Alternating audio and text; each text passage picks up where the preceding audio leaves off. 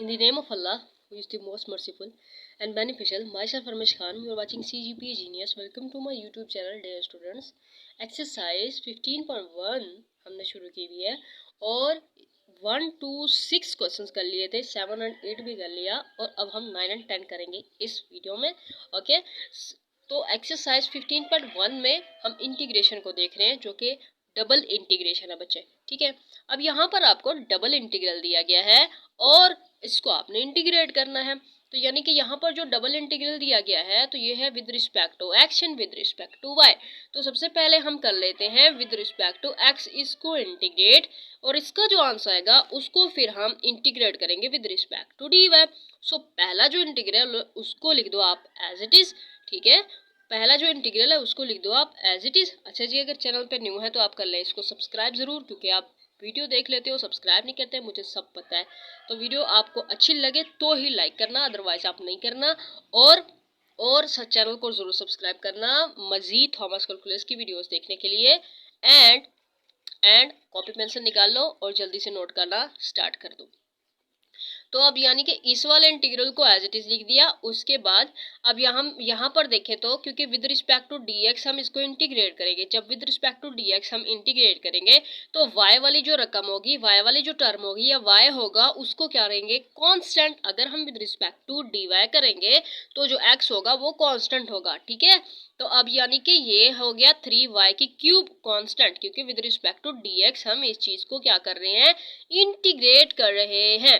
तो ये constant as it is आ गया। उसके बाद फिर e की पावर एक्स वाई एक्सपोनेंशियल की power x y as it is होती है इंटीग्रेशन में आ गई है। उसके बाद इसका जो है एंगल का जो डेरिवेटिव है उसको 1 हो जाएगा। तो एंगल का जो डेरिवेटिव है वो x जो है 1 हो जाएगा, क्योंकि ये d with respect to dx कर रहे हैं तो यानी कि y यहाँ नीचे डिवाइड हो जाएगा। ठीक है, तो इसकी इंटीग्रेशन जो है वो हमने कर लिया है, यहाँ पर हमने लिमिट लिख दी है। उसके बाद देखें तो ये y से कैंसिल आउट, बाकी हमारे पास आता है 3y स्क्वायर e की पावर एक्स वाई। ठीक है, उसके बाद 0 एंड y स्क्वायर। अब लिमिट पुट करते हैं तो यानी कि with respect to dx integrate कर रहे थे तो जहां पर हमारे पास x होगा वहां पर हम लिमिट पुट करेंगे। तो हमारे पास जो 3y स्क्वायर है इसको एज इट इज रहने देंगे और बाकी यहाँ पर e की पावर x की जगह पर हम y स्क्वायर लिखेंगे, ये वाला y यहाँ पर आ गया। उसके बाद माइनस लोअर लिमिट पुट करेंगे, ये एज इट इज आ जाएगा। e की पावर x की जगह पर 0 आ जाएगा, जो कि e की पावर 0 एक्सपोनेंशियल की पावर 0 इक्वल टू 1 होता है। तो ये 1 है, 1 के साथ मल्टीप्लाई के 1 कर देगा, फिर ये टर्म यहाँ पर आ गई है और ये इसके साथ मल्टीप्लाई होकर y की क्यूब बन जाएगा। ओके, ये यहाँ तक हमने इस क्वेश्चन को सोल्व कर लिया। होप सो अंडरस्टैंड हो चुका होगा। ओके ना, समझ आ चुका होगा आपको। ओके, सो अब इज इक्वल टू ये इंटीग्रल है 3y स्क्वायर और e की पावर। ओके, सो यहाँ पर यह है माइनस का साइन है तो मैंने इसको अलहदा कर लिया, इसको अलहदा कर लिया। अब देखें तो इसको तो इंटीग्रेट करना काफ़ी आसान है, क्यों? क्योंकि ये है 3y स्क्वायर, तो यानी कि ये हो जाएगा 3y की क्यूब बटे नीचे फिर डिवाइड हो जाएगा 3, पावर से डिवाइड कर देंगे। ठीक है, तो इसको तो इंटीग्रेट मैंने कर लिया है यहाँ पर आसानी से। ठीक है ना, इसको तो मैंने यहाँ पर इंटीग्रेट कर दिया आसानी से। ओके, यहाँ पर देखो तो ये दो फंक्शन है, एक तो है 3y स्क्वायर, दूसरा है e की पावर y, फिर उस y की पावर 3 है, तो इसको देख के डर नहीं जाना, बहुत ही आसान है। अच्छा जी, तो क्यों? क्योंकि यहाँ पर हम जानते हैं, क्योंकि ये जो है हमारे पास प्रोडक्ट है दो फंक्शन का। जब दो फंक्शन का प्रोडक्ट होता है तो हम जानते हैं सबसे पहले हम ट्राई करते हैं बाय सब्स्टिट्यूशन मेथड इसको हम सॉल्व कर सकें। अगर हम बाय सब्स्टिट्यूशन मेथड सॉल्व नहीं कर सकते तो हम bye integration by parts formula जो है उसको अप्लाई करते हैं। बट पहले हम ट्राई करेंगे बाय सब्स्टिट्यूशन मेथड, जिसमें हम क्या करते होते हैं लेट करते होते हैं, जो कि मैंने यहाँ पर लेट किया हुआ है इस y की क्यूब को, जो मैंने x के लेट करा, x is equal to y की क्यूब, और इसका डेरिवेटिव लिया विद रिस्पेक्ट टू y, क्योंकि ये y है तो ये y with respect to y derivative लिया तो ये हो जाएगा 3 पावर पहले आ गई, पावर में 6 माइनस हो गया। अब ये dy यहाँ पर आ जाएगा। तो अब यहाँ पर जरा नजर करम फरमाइए, ये है हमारे पास 3y स्क्वायर dy, तो ये भी है 3y स्क्वायर dy जो कि dx के बराबर आ चुका है। तो e की पावर y की 3 x के इक्वल था तो मैंने e की पावर x कर दिया और बाकी ये वाली जो टर्म है dx के बराबर होगी। ओ वाह, रियली इट्स वेरी इजी है ना। अब तो एक्सपोनेंशियल की पावर x है जो कि एज इट इज आ जाएगी इंटीग्रेशन में, और यानी कि ये 3 से कैंसिल आउट, फिर माइनस y की पावर 3, ओके 1 और ये 0। उसके बाद ये अपर और लोअर लिमिट जो है उसको पुट करने से पहले इसको जैसे लेट किया था, क्योंकि y की क्यूब जो है उसको x के लेट किया था। ठीक है ना, तो अब इस x की जगह पर क्या है, y की क्यूब जो है पहले पुट कर लेंगे, उसके बाद जो है लिमिट पुट करेंगे। लिमिट पुट करेंगे जहां पर y होगा वहां पर, क्यों, क्योंकि हम with respect to y integrate कर रहे थे, तो इसीलिए यहाँ पर y है तो यहाँ पर लिमिट पुट करेंगे y, तो 1 का क्यूब 1 होगा। उसके बाद है माइनस, यहाँ पर 1 आ जाएगा, फिर माइनस e की पावर 0 1 हो जाएगा, ठीक है। लोअर लिमिट पुट कर लिया यहाँ पर मैंने, तो अब ये जो है e की पावर 1 फिर -1 फिर -1, तो यानी e -1 जो होता है e -2 एक्सपोनेंशियल -2, ये आंसर है आपका क्वेश्चन नंबर 9 का। वाह, आपने कर लिया है सॉल्व, वेरी गुड।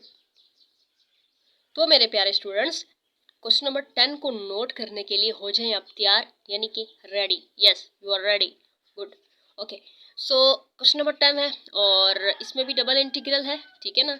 तो अब देखें, अब यहाँ पर पहले dy है फिर dx है, तो यानी कि पहले हम with respect to dy integrate कर लेंगे, फिर बाद में विद रिस्पेक्ट टू dx कर लेंगे, ठीक है। तो अब ये इंटीग्रल एज इट इज आ जाएगा, उसके बाद ये है जी कांस्टेंट, जो क्या आ गया एज इट इज, कांस्टेंट तो एज इट इज आ गया।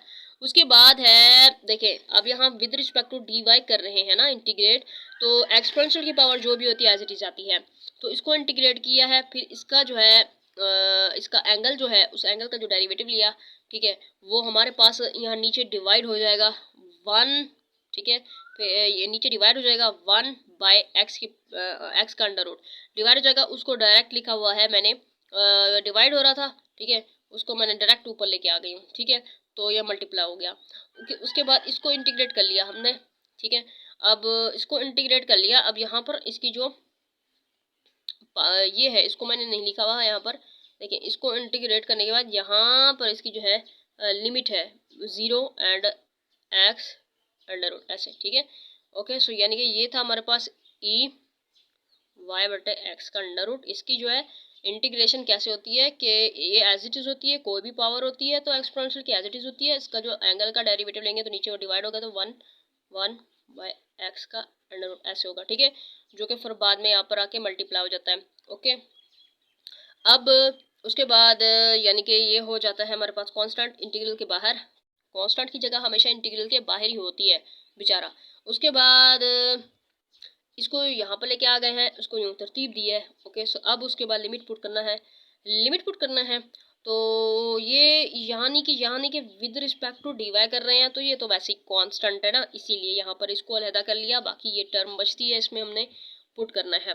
तो इसमें मैंने जहाँ पर y था वहाँ पर मैंने पुट कर दिया, ठीक है, ओके। सो अपर लिमिट फिर माइनस लोअर लिमिट, यहाँ पर y की जगह पर 0 आ गया।